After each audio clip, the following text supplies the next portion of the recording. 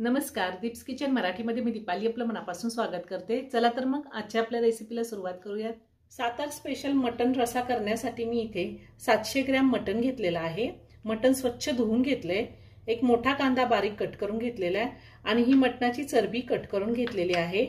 1 चमचा खडे मीठ घेतले, 1 चमचा हळद घेतली। आता ह्या मटणामध्ये आपण हळद घालूया आणि हे खडे मीठ घातले मी। तुम्ही बारीक मीठ सुद्धा घेऊ शकता। आता हे सगळं व्यवस्थित मटणाला लावून घ्यायचे। मी मटणाला हळद मीठ लावून घेतलेले। आता साधारण 15 मिनिटं हे मटण मी झाकून ठेवणार आहे, मॅरिनेट होऊन देणार आहे। त्यानंतर आपण शिजायला ठेवूया। 15 मिनिटं झालेली आहेत। आता आपण मटण शिजायला ठेवूया। मी एक मोठा चमचा तेल घातलेले पातेल्यामध्ये। तेल गरम झालंय, यामध्ये आता मी कांदा घालते। कांदा आपल्याला 2 मिनिटं चांगला परतून घ्यायचा आहे। जास्त नाही परतायचा, फक्त 2 मिनिटं परतून घ्यायचा आहे। मी ह्या आधी सुद्धा खूप सारे व्हेज नॉनव्हेज रेसिपी अपलोड केलेल्या आहेत, त्याची लिंक मी डिस्क्रिप्शन बॉक्समध्ये दिली आहे, तुम्ही पाहू शकता। अजूनही तुम्ही माझं चॅनल सबस्क्राइब केलं नसेल तर नक्की सबस्क्राइब करा आणि शेजारी बेल आयकॉन क्लिक करा, म्हणजे मी ज्या रेसिपी अपलोड करते त्याचं नोटिफिकेशन तुम्हाला मिळेल आणि तुम्ही माझ्या रेसिपी बघू शकाल। कांदा मी 2 मिनिटं चांगला परतून घेतलाय। आता ह्यामध्ये मी चरबी घालते आणि ती सुद्धा तेलामध्ये चांगली आपण परतून घ्यायची। चरबी तेलात घातल्यावर सुद्धा मी 2 मिनिटं चांगलं परतून घेतलेलं आहे। आता आपल्याला ह्यामध्ये मटण घालायचंय।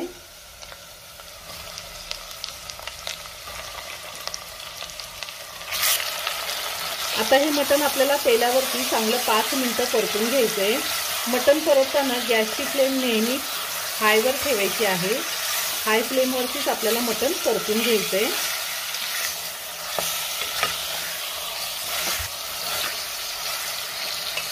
सुरुवातीला आपण जितकं मटण चांगलं परतून घेऊ तेवढीच मटणाला चांगली टेस्ट येते। 5 मिनिटं झालेली आहे। मी मटण चांगलं तेलावरती परतून घेतलंय। आता मी पातेल्यावरती झाकण ठेवणार आहे आणि त्यामध्ये आपल्याला पाणी घालायचंय आणि आता हे पाणी गरम झाल्यानंतर आपल्याला मटणामध्ये घालायचे। गॅसची फ्लेम मी मीडियमवर ठेवलेली आहे। आता आपण तेलावरती चांगलं वाफवून घ्यायचे 5 मिनिटं मटण आणि त्यानंतर हे गरम झालेलं पाणी ताटातलं मटणामध्ये घालायचे आणि आपल्याला जितका रस्सा हवा आहे त्याच अंदाजे आपण ह्या ताटावरती पाणी ठेवायचे आणि ते मटणात घालायचे आणि मटण शिजवून घ्यायचे। साधारण 5 ते 6 मिनिटं झालेली आहे। ताटावरचं पाणी सुद्धा गरम झाले। आता मी हे ताट काढते। अजून आपण मटणामध्ये पाणी घातलेलं नाहीये, पण मटणाला भरपूर पाणी सुटले। या पद्धतीने जर आपण वाफेवरती 5 मिनिटं मटण शिजवून घेतलं तर खूप छान चव येते मटणाला। आता हे ताटातलं पाणी आपण मटणामध्ये घालूया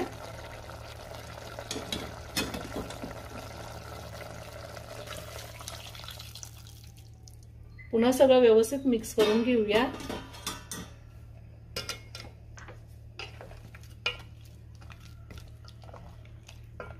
आणि पुन्हा आता मी पातेल्यावरती झाकण ठेवते आणि त्यामध्ये पाणी ठेवते। आता पुन्हा ताटावरती मी पाणी ठेवते आणि हे पाणी गरम झालं की मटणामध्ये घालायचंय। ह्याच पद्धतीने मी मटण शिजवून घेणार आहे। आता मटण शिजतंय तोपर्यंत आपल्याला वाटण्यासाठी काय साहित्य लागणार आहे ते आपण पाहूया। मी इथे 2 मीडियम साईजचे कांदे घेतलेले आणि ते उभे काप देऊन कट करून घेतले। त्यानंतर तव्यावरती मी 1 चमचा तेल घालून कांदा चांगला परतून घेतलेला आहे। अर्धी खोबऱ्याची वाटी घेतली होती, ती किसून घेतली आणि खोबरं सुद्धा मी तव्यावरती परतून घेतलेले। 1 गड्डी घेतलेली आहे लसणाची, ती सोलून घेतलीये। 1 इंच आलं, दालचिनीचा तुकडे घेतले 2, अर्ध चक्रफूल घेतलेले, 4 लवंगा, 4 मिरी, 1 हिरवी विलायची घेतली, थोडी कोथिंबीर घेतलीये आणि 1 मोठा टोमॅटो मी कट करून घेतलेला आहे। पावडर मसाल्यामध्ये 4 चमचे मी माझा काळं तिखट घेतलेला आहे, 1 चमचा मटन मसाला आणि 1 चमचा बेडगी मिरची पावडर घेतली। हळद आपण मटन शिजवतानाच घातली, त्यामुळे मी आता हळद घेतलेली नाही। आता आपण मिक्सरला हे वाटण वाटून घेऊया। मिक्सरचं भांडं घेतलंय, त्यामध्ये मी कांदा घेते,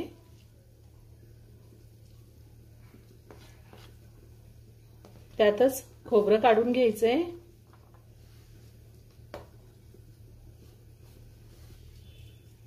लसूण,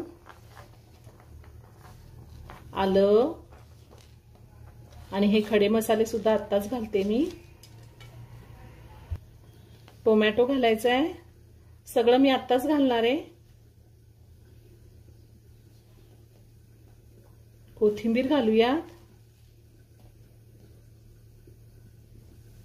आता हे वाटण आपण वाटून घेऊया। थोडं पाणी घालायचंय आणि वाटून घ्यायचे, जास्त पाणी घालायचं नाही। कांदा आणि टोमॅटोमुळे वाटण व्यवस्थित वाटलं जातं। मला गरज लागली तर मी पाणी वापरणार आहे।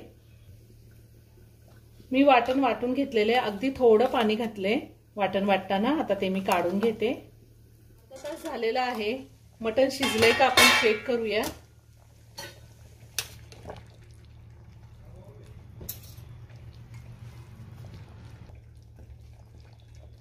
मटण छान शिजलेलं आहे, एकदम मस्त शिजलंय मटण। आता आपण ह्यामध्ये मसाला घालूया।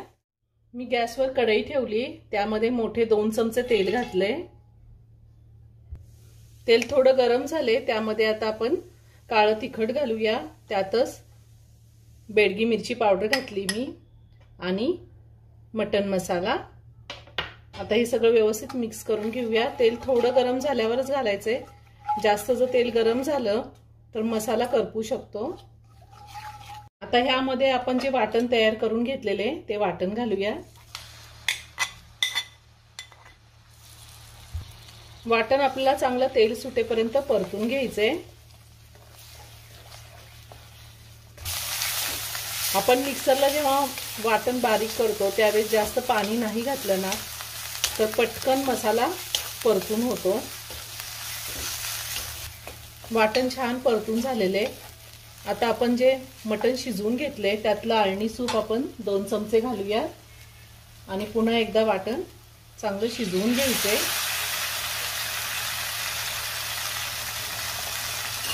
सगळं व्यवस्थित मिक्स करून घेऊया। आता 2 मिनिटं मी झाकण ठेवून मसाला चांगला शिजवून घेणार आहे। 2 मिनिटं झालेली, आपण झाकण काढूया। छान मसाल्याला तेल सुटले।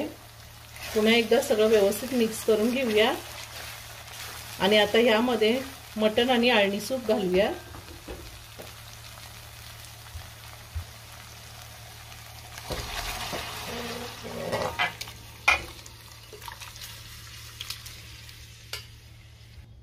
आता हे सगळं व्यवस्थित मिक्स करून घेऊया।